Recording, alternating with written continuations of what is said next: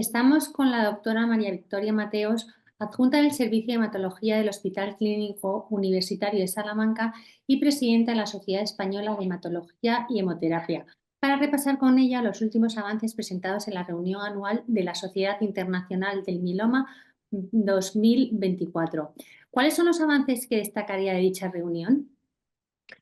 Bueno, pues la verdad es que hemos asistido a avances importantes. Es el congreso anual que se celebra. Este año ha tenido lugar en Río de Janeiro, es el congreso de la Sociedad Internacional de Mieloma, y hemos tenido datos nuevos en el mieloma de nuevo diagnóstico. Por un lado, en el paciente joven, en el paciente que va candidato a trasplante, yo creo que se han consolidado el papel de las combinaciones cuádruples, incorporando bortezomib, lenalidomida, dexametasona más el anticuerpo monoclonal daratumumab como parte de la inducción, como parte de la consolidación post-trasplante y como parte del mantenimiento, con la peculiaridad de que la duración del mantenimiento con daratumumab puede ser fija y discontinuarse si los pacientes han recibido 2 años de tratamiento y han alcanzado una respuesta muy óptima, una enfermedad mínima residual negativa. Y durante este congreso, pues se han consolidado los datos de eficacia de esta combinación para pacientes con mielomas jóvenes. Los datos de supervivencia libre de progresión son muy prometedores. La mediana no se ha alcanzado todavía, pero se puede estimar que pueda llegar a los 12 años, lo cual realmente es un avance muy importante, pero fundamentalmente se han presentado datos en pacientes con citogenética de alto riesgo o en pacientes con características de peor pronóstico, e incluso en estos pacientes el añadir el daratumumab a la combinación estándar VRD y como parte del mantenimiento a lenalidomida, pues ha aportado un beneficio muy importante incluso en esta población de pacientes. Además, se presentó otro estudio que se llama AURIGA, es un estudio randomizado que complementa lo que acabo de decir, el mantenimiento de daratumumab y lenalidomida en el paciente joven candidato a trasplante, y en este estudio se comparaba con lenalidomida solo en pacientes además que tenían enfermedad mínima residual positiva post-trasplante, y se ha visto cómo el añadir daratumumab a lenalidomida aumenta y bueno, pues llega a más del 60% en el porcentaje total de pacientes que pueden alcanzar enfermedad mínima residual negativa. Y con respecto a pacientes mayores, pacientes no candidatos a trasplante, pues tenemos datos muy consolidados de la combinación daratumumab, lena y dexa, que es la que se utiliza en la práctica clínica, pero además hemos visto por primera vez, se han presentado los datos de un estudio nuevo que se llama CEPHEUS, un estudio randomizado fase 3 para pacientes con mieloma no candidatos a trasplante, pero que estén muy bien, pacientes que sean fit, de edad inferior a 80 años, y van a recibir de nuevo la combinación cuádruple, daratumumab en combinación con VRD, 8 ciclos, y posteriormente dara con lena y dexa. Muy La bien. rama control no llevaba el anticuerpo monoclonal anti-CD38 y son datos también muy positivos, de nuevo, tanto en supervivencia libre de progresión como en la proporción de pacientes que alcanzaban enfermedad mínima residual negativa. Y esto yo creo que son los avances más importantes que se han presentado en el paciente con mieloma de nuevo diagnóstico. Muy bien. ¿Dónde se centran las novedades terapéuticas actuales? Bueno, las novedades terapéuticas se centran en la primera línea, en todo lo que acabo de Ujú. comentar, Sí. la incorporación y un poco la consolidación del anticuerpo monoclonal anti-CD38 como parte de la primera línea, tanto en pacientes jóvenes como en pacientes mayores. Pero hay más innovación terapéutica en el momento de la recaída, en las recaídas más precoces, pues tenemos fundamentalmente la llegada ya de las estrategias de inmunoterapia, fundamentalmente de la terapia CAR-T, que en este congreso internacional del mieloma, pues también ha presentado datos con más largo seguimiento para el uso de la terapia CAR-T de cilta-cel en pacientes con mieloma en recaídas precoces, con datos pues realmente también muy positivos.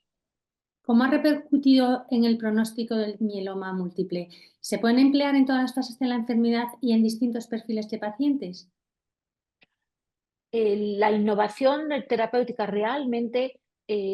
toda esta innovación que se ha presentado en el Congreso Internacional de Mieloma y que nos permite al final de manera global estratificar mucho mejor a los pacientes porque somos capaces de identificar con mucha más precisión los pacientes que tienen un riesgo estándar de los pacientes que presentan alguna característica o alguna alteración citogenética de mal pronóstico, pues nos va a permitir individualizar más el tratamiento, plantear probablemente tratamientos de duración fija para pacientes de riesgo estándar si alcanzan enfermedad mínima residual negativa, hacer tratamientos continuados si el paciente no alcanza enfermedad mínima residual negativa o el paciente presenta alguna característica de mal pronóstico y, por supuesto, esto es aplicable a todas las fases de la enfermedad y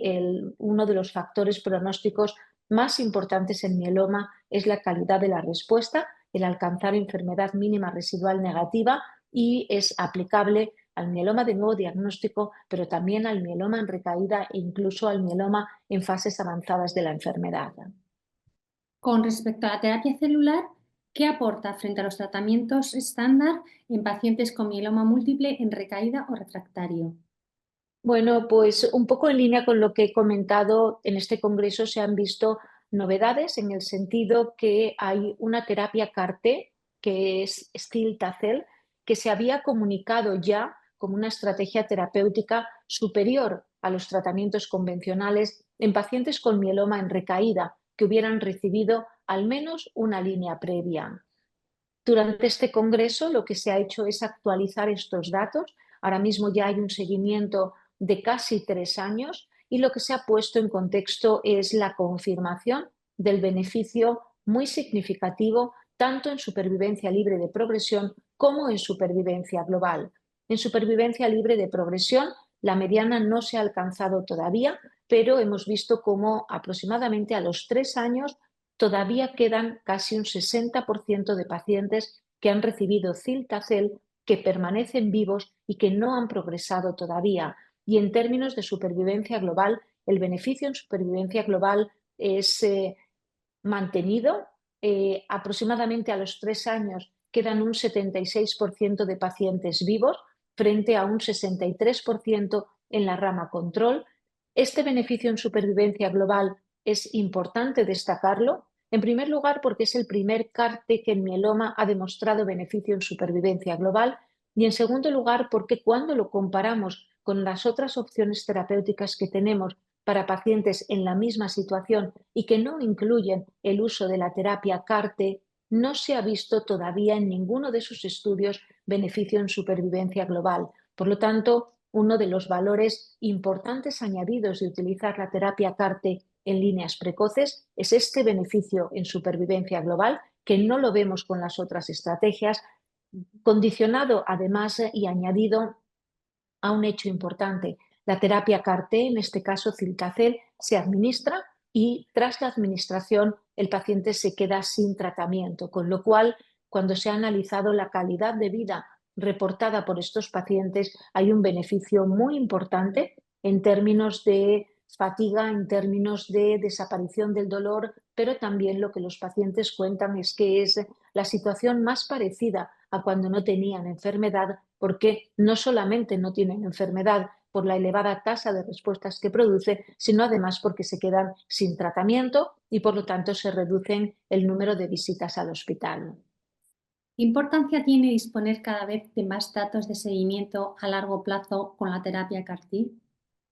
Bueno, pues el actualizar los estudios permite, en primer lugar, confirmar la eficacia que se ve ya preliminarmente. Con más largo seguimiento vemos cómo los pacientes permanecen vivos, permanecen sin progresar, con lo cual dar la información madura de supervivencia global y supervivencia libre de progresión es algo relevante. Vemos cómo, aun y a pesar de que la terapia CAR-T es un tratamiento de administración única, vemos cómo hay algunos pacientes que son capaces incluso de profundizar la respuesta a lo largo del tiempo. El linfocito T con el receptor quimérico antigénico se infunde y una vez que se infunde, aunque nosotros en la sangre periférica no lo veamos a partir de un determinado mes, que puede ser el mes 3, el mes 4, el CAR-T probablemente siga haciendo su función y fruto de ello es como vemos algunos pacientes profundizan su respuesta. Pero uno de los aspectos más importantes a evaluar los estudios con largo seguimiento es el perfil de seguridad. Nos permite conocer cómo en el caso del cilta-cel pues se observaron infecciones, pero estas infecciones habían quedado restringidas a los primeros meses de tratamiento. Básicamente se concentran durante el primer año y con más seguimiento se ha visto que la incidencia de infecciones es muy baja. ¿Eso qué implica? Pues implica que debemos poner todos nuestros esfuerzos en proteger a los pacientes de infecciones fundamentalmente durante el primer año y que con más largo seguimiento, salvo circunstancias excepcionales, no vamos a ver infecciones severas, pero nos va a permitir ver también y evaluar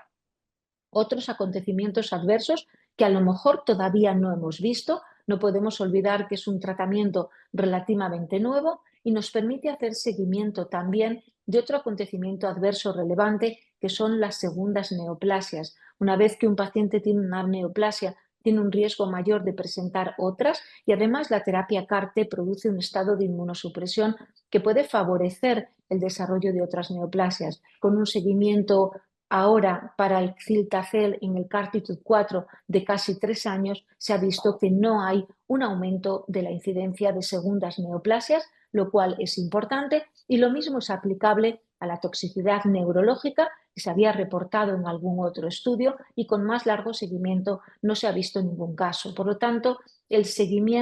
largo seguimiento te permite consolidar la eficacia y actualizar la seguridad para estar seguros de que no aparece ningún acontecimiento adverso nuevo que pudiera darse el caso, pero al final estamos todavía en un proceso de aprendizaje. ¿Cómo valoran los resultados del estudio CARTITUDE-4? Son todos los resultados que acabo de comentar, los resultados del CARTITUDE-4 claramente actualizados con un seguimiento de aproximadamente 3 años, contribuyen a posicionar el uso de la terapia CAR-T, en este caso cilta-cel, en pacientes con mieloma en recaída que hayan recibido al menos una línea previa de tratamiento. Por lo tanto, tenemos otras combinaciones, otras opciones que podamos utilizar, pero creo que si el paciente es candidato a recibir el CAR-T, es decir, cumple los criterios requeridos para poder recibir esta terapia y el CAR-T estuviera disponible, pues probablemente se constituya en una de las opciones de elección para el paciente con mieloma en recaída, por el beneficio que hemos visto tanto en supervivencia libre de progresión como en supervivencia global, con ningún dato nuevo de seguridad que haga pensar en ninguna alarma. Muchas gracias por su tiempo, doctora. Nada, muchísimas gracias.